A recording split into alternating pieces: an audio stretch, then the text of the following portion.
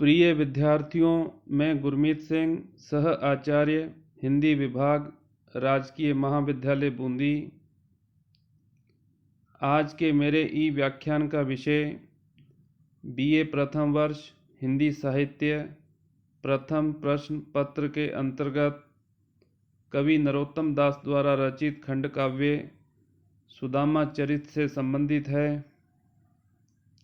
इस खंड काव्य से संबंधित पूर्व में 14 व्याख्यान प्रसारित किए जा चुके हैं, जिसके अंतर्गत कुल 65 पदों की व्याख्या की जा चुकी है।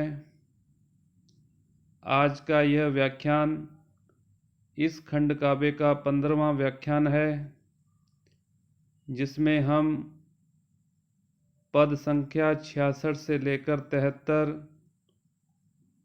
अर्थात कुल 8 पदों की व्याख्या करेंगे। सबसे पहले 66वां पद, जिसका हम वाचन करेंगे, यह दोहा है जो सुदामा के द्वारा उवाच किया गया है, अर्थात श्री कृष्ण से मिलने के बाद जब सुदामा वापस अपने घर को लौटते हैं तो वह श्री कृष्ण के बारे में विभिन्न तरह से विचार व्यक्त करते हैं कि किस प्रकार श्री कृष्ण ने उनसे अच्छी तरह से व्यवहार किया, लेकिन उनको जाते समय उनकी किसी प्रकार से आर्थिक मदद नहीं की, सहायता नहीं की। उसी क्रम में यह दोहा है, 9 गुणधारी छगुन सो तिगुना मध्य जाए, लायो चापल चोगनी आठों गुणनी गंवाए। 65वें दोहे में उन्होंने कहा था कि बालापन के मित्र हैं कहा देऊ में साप, जैसा हरि हमको दियो तैसो पाइए आप।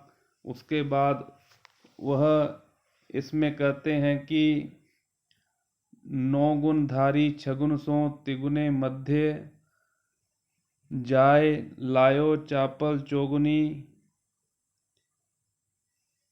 आठों गुणनी गवाए। मैं 9 गुणों या तारों वाला यज्ञोपवीत धारण करता हूँ। मुझ में कर्तव्य, यजन आदि 6 गुण हैं। ऐसा मैं विवेक, वैराग्य आदि 8 गुणों को छोड़कर 3 गुण दान आदि से युक्त इन कृष्ण के पास चला आया। इस कृष्ण की दशा का कहाँ तो वर्णन करूं और कहा कहिए, जहाँ कंचन ही के धाम, निपट कठिन हरि को हियो मोको दियो न दाम। मैं इन कृष्ण की दशा का कहाँ तो वर्णन करूं, इनके तो महल ही सोने के हैं, धन का कोई अभाव नहीं है, किंतु इनका हृदय तो बहुत कठोर है। निपट कठिन, कठिन कहते हैं कठोर को, निपट एकदम बिल्कुल ही कठोर हृदय है। हिये हरि को हियो, हियो हृदय को कहते हैं, मोह को दियो न दाम। इन्हें मेरी गरीबी की दशा पर दया भी नहीं आई, तभी तो इन्होंने मुझे धन नहीं दिया। बहु भंडार रत्नन भरे, कौन करे अब रोष, लाग आपने भाग को काको दीजे दोष। 68वां जो पद है उसमें उन्होंने कहा है, इनके भंडार रत्नों से भरे हुए हैं, किंतु इन पर क्रोध करने से क्या लाभ। सबका अपना भाग्य है, कोई किसी पर क्रोध क्यों करे, किसी का दोष इसमें नहीं है। धन न मिलने से सुदामा की जो मानसिक स्थिति हुई, यहाँ उसका स्वाभाविकतापूर्ण वर्णन किया है। इमी सोचत सोचत झकत आयो निजपुर तीर, दीठी परी एक बार ही है गयंद की भीर। जो 69वां पद है, इमी अर्थात सुदामा विचार करते हुए खींच उठते हैं।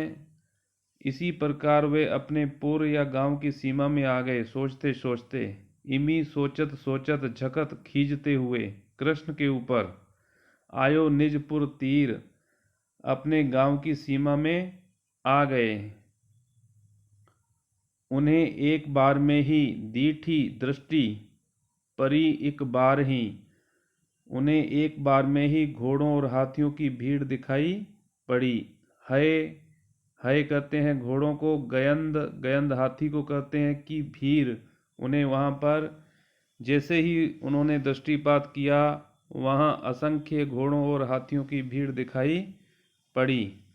यह 69वां पद था। इसके बाद हम 70वें पद पर आते हैं। यह भी दोहा है। हरि दर्शन ते दूरि दुख भयो, गयो निज देश, गौतम ऋषि को नाउ ले कीनो नगर प्रवेश।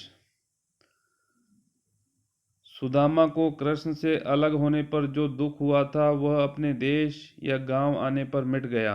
हरि दर्शन ते दूरि दुख भयो, गयो निज देश, गौतम ऋषि को नाउ ले कीनो नगर प्रवेश। उन्होंने गौतम ऋषि का नाम लेकर अपने नगर में प्रवेश किया। इसके बाद सवैया आता है, जो 4 पंक्तियों का है, अर्थात यह 71वां पद है सुदामा चरित खंड काव्य का। इसका हम वाचन करेंगे। वैसे ही राज समाज बने, गजबाजी घने मन संभ्रम छायो, वैसे ही कंचन के सब धाम है, द्वारिके माही मनो फिरि आयो। भोन बिलोकिबे को मन लोचत, सोचत ही सब गांव मंझायो, पूछत पांडे फिरे सब सो, पर झोंपड़ों को कहूँ खोज न पायो। प्रस्तुत पद में कवि नरोत्तम दास द्वारा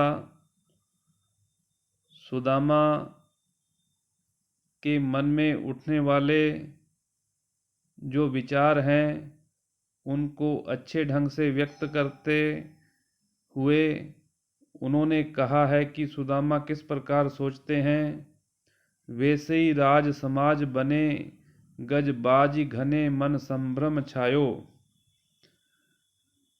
नगर में उन्होंने जब वैसा ही राज समाज देखा, उसी प्रकार हाथियों घोड़ों की भीड़ देखी, तो उन्हें भ्रम हो गया, संभ्रम छायो। वैसे ही कंचन के सब धाम हैं, द्वारिके माही मनो फिर आयो। महल भी उसी प्रकार के सोने के बने हुए थे। उन्हें लगा कि मैं कहीं फिर से द्वारका में ही तो नहीं आ गया। माही मनो फिर आयो, यहाँ पर उत्प्रेक्षा अलंकार है और भ्रांतिमान अलंकार भी इसमें आया है।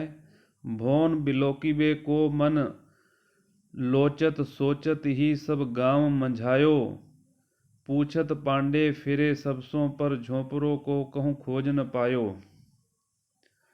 उनका मन, उनके नेत्र भवन देखना चाहते थे।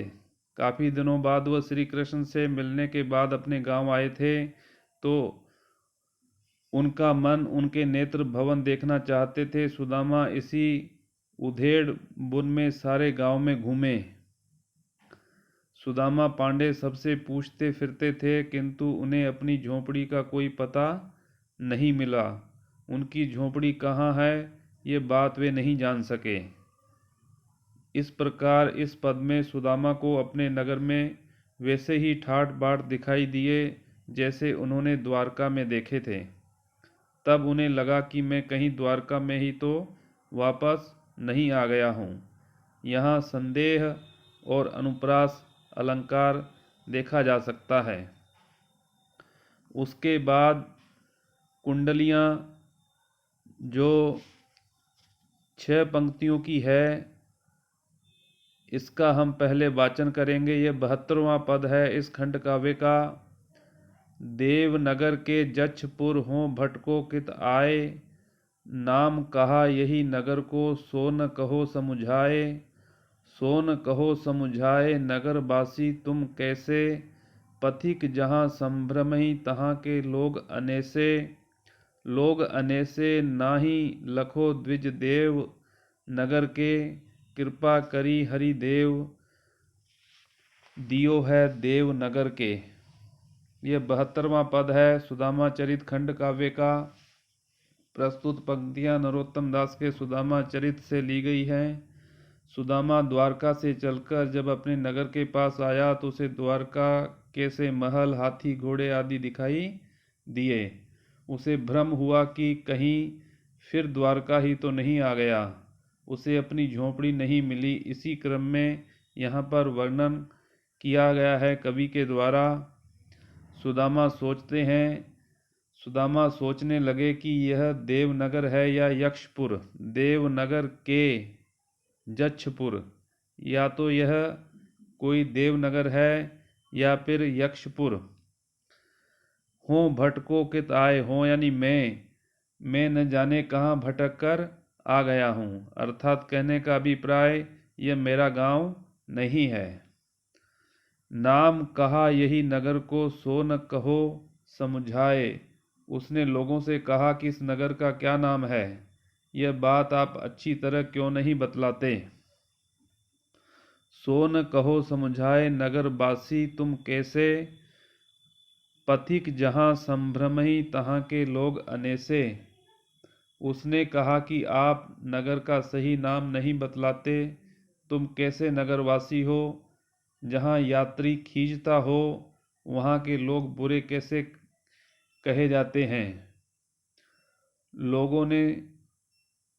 लोग अनेसे नाही लखो द्विज देव नगर के, कृपा करी हरि देव दियो है देव नगर के। उस समय कवि के अनुसार लोगों ने सुदामा से कहा कि यहाँ के लोग बुरे नहीं हैं। हे ब्राह्मण देव, लोग अनेसे नहीं, लखो यानी देखो, आप नगर को अच्छी तरह देखिए। द्विज देव नगर के, उन्होंने कहना चाहा कि यह नगर तो आपका ही है, किंतु बदला हुआ होने से आप इसे कोई दूसरा नगर मान रहे हैं। कृपा करी हरिदेव दियो है देव नगर के, भगवान ने कृपा करके इसे देवताओं के नगर के समान बना दिया है। प्रस्तुत पद में कवि ने भ्रम में पड़े सुदामा के बारे में वर्णन करते हुए मानवीय दृष्टिकोण का उल्लेख किया है कि यात्री की सहायता करना नगरवासियों का धर्म है। यहाँ संदेह और लाटानुप्रास अलंकार है। इसके बाद 73वां पद जो आज के व्याख्यान का अंतिम पद है, यह कवित्त है 8 पंक्तियों का। पहले हम इसका वाचन करेंगे। सुंदर महल मणि मानिक जटित अति, सुबरन सूरज प्रकाश मानो वे च्वे रहियो। देखत सुदामा जू को नगर के लोग धाये, बैठे अकुलाए जोई सोई पाए छुए रहियो।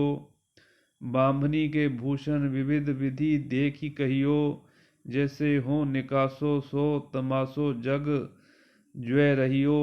ऐसी दशा फिरी जब द्वारिका दर्श पायो, द्वारिका ते सरस सुदामापुर भय रहियो।